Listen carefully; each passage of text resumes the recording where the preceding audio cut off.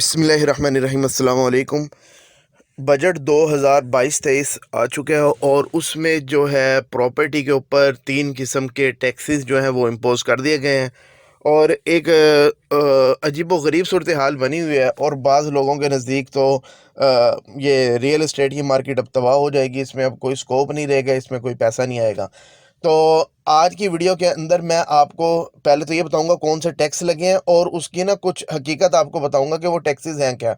मैंने कुछ वीडियोस लोगों की देखी हैं और मैं हैरान रह गया हूं कि बेसिक लेवल की चीज़ें भी लोग जो है ना गलत अंदाज में बयान कर रहे हैं और लोगों को कंफ्यूज कर रहे हैं। एक तो पहले आप ये समझ लें कि ये 3 तरह के टैक्स कौन से होंगे और ये किस पे लगेंगे, और उसके बाद मैं आपको बताऊंगा कि क्या वाकई ही रियल एस्टेट के अंदर अब कोई पैसा नहीं आएगा या इस कारोबार के अंदर कोई अब गुंजाइश नहीं रह गई।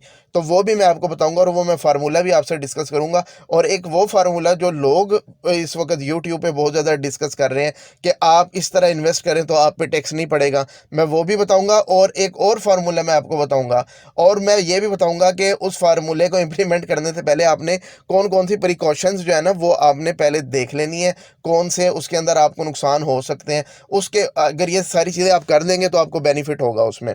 और चलें वीडियो स्टार्ट करते हैं। 3 तरह के टैक्स हैं।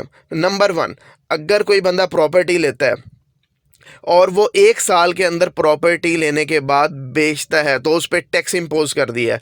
फॉर एग्ज़ाम्पल, मैंने एक प्रॉपर्टी ली है 50 लाख रुपए की और मैं इसको 1 साल के अंदर अंदर बेचता हूँ, और अगर ये 60 लाख की मैं बेचता हूँ, अब मुझे क्या हुआ, 10 लाख का इसमें गेन हो रहा है। 50 की ली थी, 60 की बेच रहा हूँ, 10 लाख का गेन है। अब 10 लाख पे मुझे 15%, अगर मैं पहले साल में बेच रहा हूँ, 15% मुझे गवर्नमेंट को टैक्स देना होगा, यानी कि 10 लाख के प्रॉफिट पे मुझे 1.5 लाख रुपया गवर्नमेंट को टैक्स देना होगा। इसी तरह अगर मैं दूसरे साल में बेचता हूँ तो मुझे ये टैक्स कम हो जाएगा, 2.5% कम हो जाएगा, 12.5% रह जाएगा। तो वो आप 10 लाख का 12.5% निकाल लें, ये 1,25,000 रह जाएगा। उसके बाद तीसरे साल में 10%। इस तरह करते करते जब छठा साल आएगा तो सिर्फ 2.5% टैक्स रह जाएगा, तो वो मुझे पे करना होगा, यानी कि जो बनेगा 25,000 रुपया। और इसके बाद 7वें साल में अगर जाके मैं वो प्रॉपर्टी, वो प्लॉट भी हो सकता है, वो घर भी हो सकता है, वो मेरी कोई शॉप भी हो सकती है, कुछ भी हो सकता है, तो वो मैं बेचता हूँ तो मुझे कोई टैक्स पे नहीं करना पड़ेगा। तो ये सबसे बड़ा डैमेज मिला है किसको, जिसने इन्वेस्ट करना था, शॉर्ट टर्म इन्वेस्ट करना था, साल के लिए, 2 साल के लिए, और उसने कुछ गेन लेके 1 मिलियन, 2 मिलियन, 3 मिलियन का गेन लेके उसने इस फील्ड से निकलना था, उसके लिए ये डैमेज हो गया कि उसको 15% गेन के ऊपर आपको टैक्स देना पड़ेगा।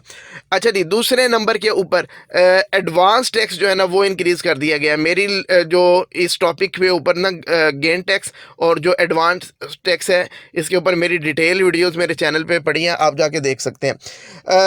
एडवांस टैक्स क्या होता है?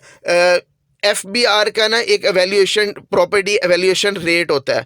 वो कहती है कि जी इस सोसाइटी के अंदर या इस मोहल्ले के अंदर या इस जगह के अंदर पर मरला या जो भी अगर आप इस्लामाबाद की बात करते हैं या कराची की बात करते हैं तो गज़ के हिसाब से जो है ना वो FBR ने रेट डिसाइड कर दिया है।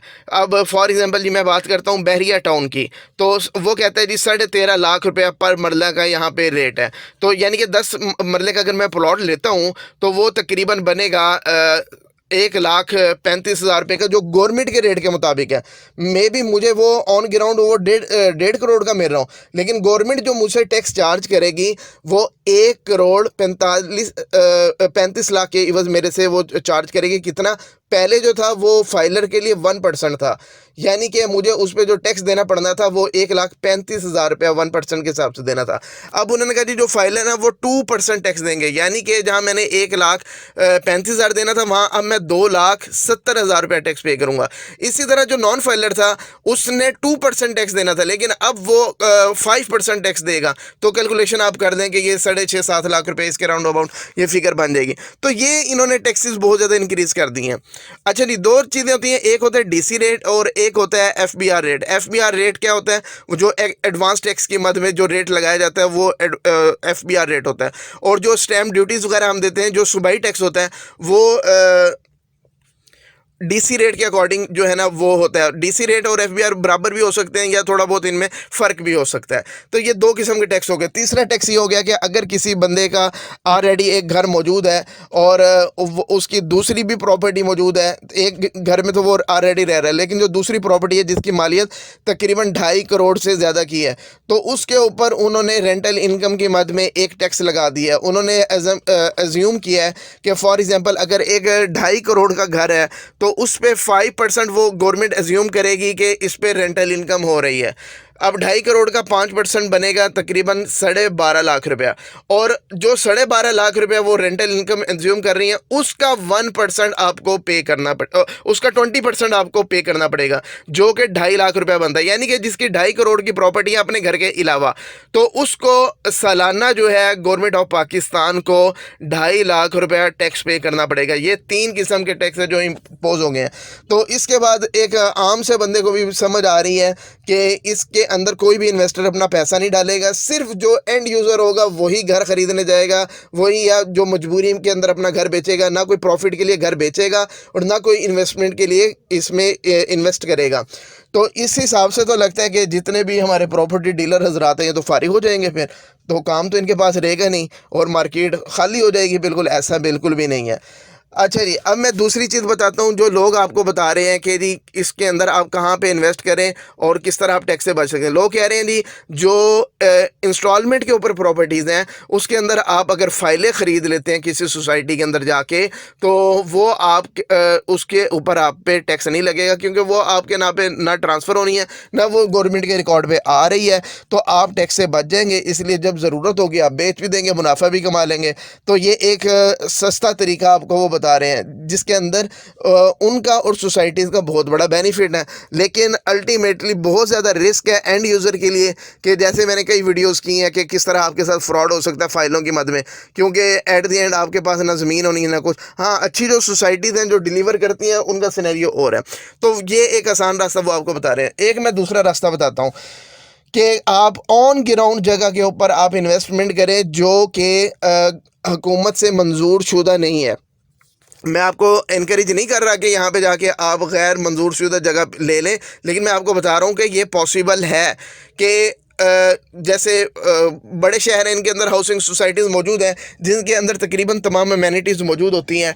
आप वहाँ पे अगर इन्वेस्टमेंट करते हैं तो वो गवर्नमेंट के रिकॉर्ड पे नहीं आती है चीज़, और जब वो गवर्नमेंट के रिकॉर्ड पे नहीं आएगी तो ना आप पे डीसी रेट इम्प्लीमेंट होता है, ना आप पे एफबीआर रेट इम्प्लीमेंट होता है। जब ये चीज़ें इम्प्लीमेंट नहीं होगी तो कोई एडवांस टैक्स नहीं, कोई गेन टैक्स नहीं, ना ये कंडीशन कि साल के अंदर प्रॉपर्टी नहीं बेच सकते या 2 साल में नहीं बेच सकते टैक्स लग जाएगा, कोई चक्कर ही नहीं है। तो आप ऐसी जगह पे प्लॉट या घर ख़रीद सकते हैं जो अभी अप्रूव नहीं है या जिनका प्रोसेस अभी अप्रूवल के लिए चल रहा है। वो टीएमए से अप्रूवल हो या वो किसी सीडीए से या एलडीए से या केडीए से कहीं से भी अप्रूवल का प्रोसेस चल रहा हो, आप वहाँ पे प्लॉट ले लें। लेकिन यहाँ पे लेने से पहले आप 2-3 चीज़ें इंश्योर कर लें। जो भी अप्रूव्ड जगह नहीं होगी ना, उसके 2-3 इश्यूज़ होंगे। सबसे पहले वहाँ पे वापडा नहीं होगा, गैस नहीं होगा। अगर वापडा नहीं होगा तो सोसाइटी अपनी बिजली देगी और जो कि बहुत ज़्यादा कॉस्टली होगी, वो आप चेक कर लें। अगर आप कहेंगे जनाब मैं तो जाके सोलर पैनल लगा लूँगा, लेकिन बाद सोसाइटीज़ आपको अलाउ नहीं करेंगी, उनके बाई लॉज अलाउ नहीं करते कि आप सोलर पैनल लगाएं। तो आप इन्वेस्ट करने से पहले अगर आप एंड यूज़र बनना चाह रहे हैं तो ये चेक कर लें कि क्या मैं यहाँ पे सोलर पैनल वगैरह लगा के अपना गुजारा कर सकता हूँ। अच्छा जी, इसके अलावा जो अप्रूव्ड नहीं होती सोसाइटी, वहाँ पे एक मसला ये होता है कि एलडीए ने या जो भी रेलिवेंट अथॉरिटी है उसने कुछ प्लॉट्स जो है ना वो प्लज किए होते हैं। यानी कि वो कहते हैं जी अगर आप मस्जिद बना देंगे तो इतने प्लॉट आपको वापस रिलीज़ कर देंगे, आप कोई ग्राउंड वगैरह बनाएंगे या कब्रिस्तान बना लेंगे, स्कूल बना लेंगे तो इतने इतने प्लॉट रिलीज़ कर देंगे। लेकिन बाद सोसाइटीज़ क्या करती हैं, वो जो प्लज प्लॉट होते हैं जो कि वो बेच नहीं सकती लेकिन वो मैप पे मौजूद होते हैं, लेकिन वो क्या करते हैं लोगों को बेच देते हैं। लाहौर की कई सोसाइटीज़ में ये मसले हुए हैं और एट द एंड क्या होता है जी, एलडीए आ जाएगा या जो भी रेलिवेंट अथॉरिटी आ जाएगी, वो कह देगी जी आपका घर इलीगल है, हम गिराने लगे।